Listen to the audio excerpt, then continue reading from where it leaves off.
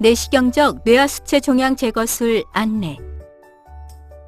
안녕하십니까? 본 동영상은 환자가 시행받을 수술에 대한 정보를 애니메이션을 통해 알기 쉽게 제공함으로써 동의서 작성을 위한 의료진의 설명 과정을 보조하고 환자 본인이나 보호자가 자주적 의사에 따라 수술 여부를 결정하는 것을 돕기 위해 제작되었습니다. 수술의 목적 및 효과. 뇌하수체는 뇌의 정중앙부 하단에 위치하고 있는 지름 약 1cm 정도 크기의 내분비 기관으로 신체에 필요한 다양한 호르몬을 생산하고 조절하는 역할을 담당합니다. 뇌하수체 종양이란 뇌하수체에 발생하는 모든 종양을 의미하는데 대부분이 뇌하수체 선종으로 두개각 내에 발생하는 종양의 10에서 15% 정도를 차지합니다. 뇌하수체 종양은 성장하면서 주변을 지나가는 신경을 압박하여 눈이 침침해지거나 시야가 좁아지는 증상이 나타나고 뇌 척수액의 흐름을 방해하여 수두증을 일으킬 수 있습니다. 그리고 종양에서 특정한 호르몬을 생산하는 경우에는 해당 호르몬의 작용으로 인한 다양한 합병증을 일으킬 수 있습니다. 뇌하수체 종양이 진단되면 종양의 크기와 위치, 종양에서 분비되는 호르몬의 종류 등에 따라 수술적 치료나 약물 치료, 감마 나이프 치료 또는 이들을 병행하는 치료를 시행합니다. 내시경적 뇌하수체 종양 제거술은 환자의 코를 통해 내시경을 삽입한 다음 뇌하수체의 바닥을 이루고 있는 뼈를 경유하여 뇌하수체 종양을 제거하는 수술 방법입니다. 이 수술은 피부 절개가 필요하지 않으며 두개골을 열고 수술을 시행하는 개도술에 비해 합병증이 적고 수술 시간이 단축되며 환자의 통증과 불편함도 줄일 수 있다는 장점이 있어서 뇌하수체 종양에 대한 대표적 수술 방법으로 사용되고 있습니다. 한편 호르몬을 분비하는 뇌하수체 종양은 경우에 따라 약물 치료를 통해 호르몬 수치를 낮추고 종양의 크기도 줄일 수 있기 때문에 약물 치료와 수술적 치료를 함께 시행하기도 합니다.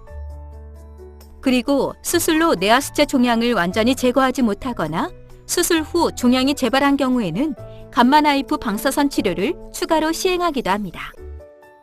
수술 과정 및 방법, 수술 부위 및 추정 소요 시간, 수술 전 준비 사항.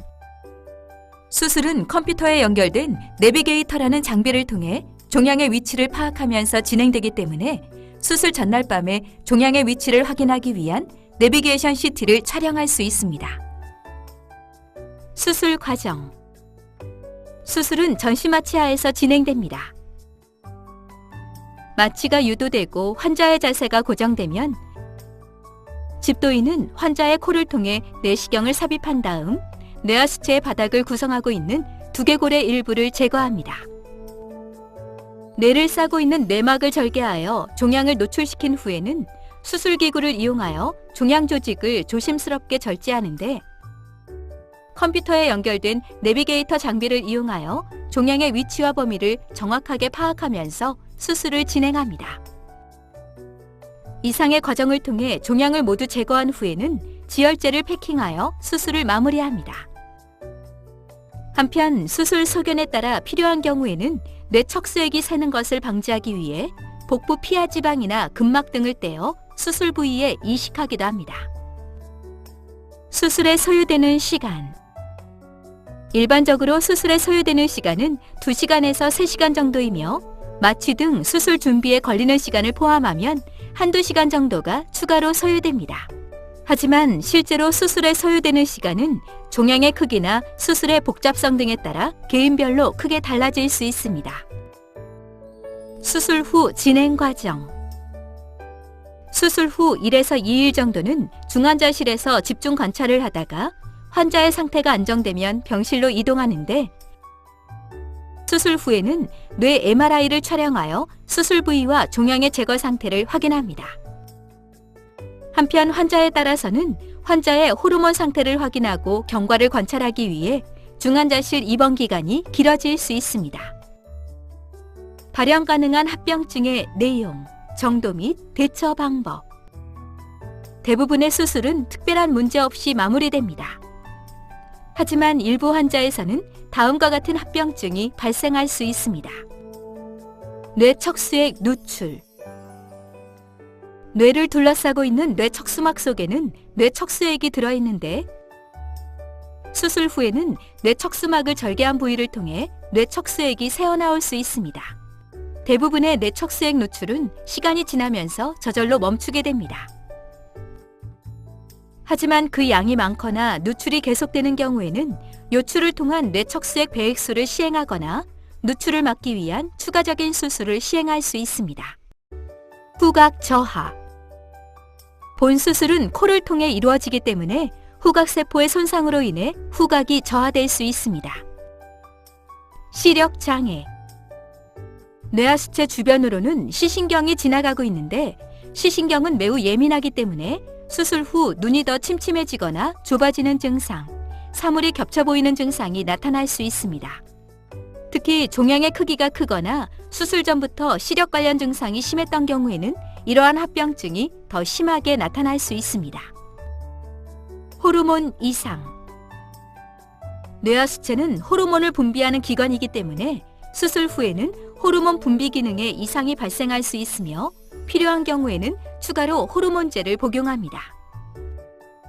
그리고 일부 환자에서는 종양을 완전하게 제거한 후에도 호르몬 분비가 정상화되지 않을 수 있는데 이러한 경우에는 감마나이프 방사선 치료나 약물 치료 등이 추가로 필요할 수 있습니다. 출혈 및 수혈. 수술로 인해 다량의 출혈이 발생한 경우에는 수혈을 시행해야 하는데 그로 인해 수혈 부작용이 발생하거나 매우 드물게 감염성 질환이 전파될 수 있습니다. 그리고 환자에 따라서는 수술 후 회복 과정에서 출혈이 발생할 수 있으며 출혈이 심한 경우에는 지혈을 위한 시술이나 응급 재수술이 필요할 수 있습니다. 감염. 본 수술은 코를 통해 이루어지며 코 내부에는 정상적으로 세균이 존재하기 때문에 일부 환자에서는 수술 후 감염이 발생할 수 있습니다. 감염이 발생하면 항생제 치료를 시행해야 하며 그로 인해 입원 기간이 연장될 수 있습니다. 주변 조직 손상. 뇌하수체 주변에는 다양한 뇌신경들과 뇌에 혈액을 공급하는 큰 혈관 등이 위치하고 있습니다. 종양이 주변 구조물을 침범하였거나 종양을 제거하는 과정에서 이러한 주변 조직이 손상될 경우에는 신경학적 이상이나 출혈 등 다양한 합병증이 발생할 수 있는데 이러한 위험성은 종양이 크거나 주변 조직을 심하게 침범한 상태일수록 높아집니다. 종양의 불완전 제거.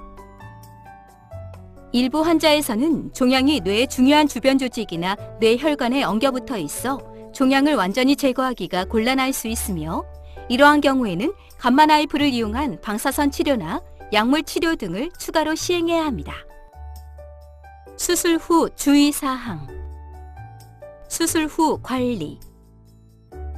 목이나 코 뒤로 물이 넘어가는 느낌이나 코로 맑은 물이 나오는 경우에는 뇌척수액이 새는 것인지를 확인해야 하므로 의료진에게 말씀하여 주십시오. 수술 부위가 잘 아물 때까지는 뇌압이나 복압을 올릴 수 있는 행위를 피해야 합니다. 여기에는 코를 풀거나 기침을 세게 하는 것, 고개를 숙여서 머리를 감거나 무거운 것을 드는 행위, 힘을 주어 변을 보거나 배에 힘을 주어 일어나는 행위 등이 해당합니다.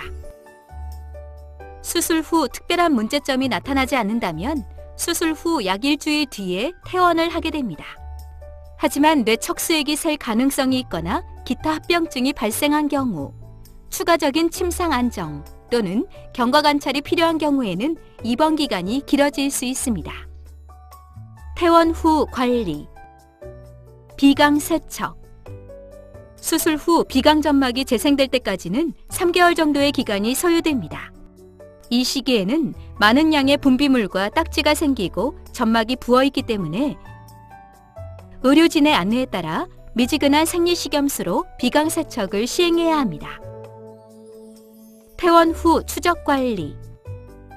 뇌하수체 종양은 양성 종양에 해당하지만 재발 가능성이 있는 질환이기 때문에 수술 후에도 지속적인 검사를 통해 재발 여부를 확인하고 재발 시에는 적절한 치료를 시행해야 합니다. 따라서 수술 후에는 규칙적으로 외래를 방문하여 MRI 촬영과 호르몬 검사를 시행하고 검사 결과에 따라서는 호르몬 제제 투약이 필요할 수도 있습니다.